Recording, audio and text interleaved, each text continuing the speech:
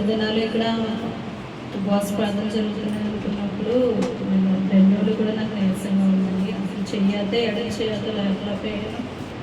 Morning కూడా prayer చేసుకోలేకపోయానండి. మరి ఎప్పుడు దేవుడికి మోకరించగానే 2 చేతులు పైకి ఎత్తుతేనే కానీ ప్రార్థన చేయలేము అన్నట్టుగా అనిపించిందండి.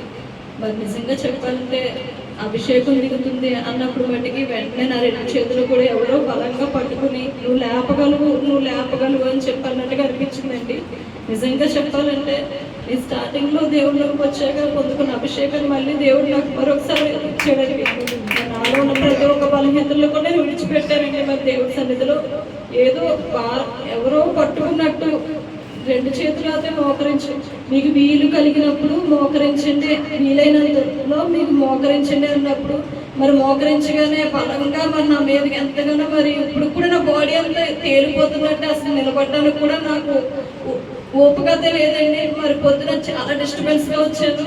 మరి ఇప్పుడు మటుకు చాలా సంతోషంగా నేను వెళ్తున్నానండి. మరి ఇంటికి ఈ అభిషేకాన్ని బట్టి మాత్రమే దేవుని నామాలు మాత్రం మహిమ కలుగుతుంది.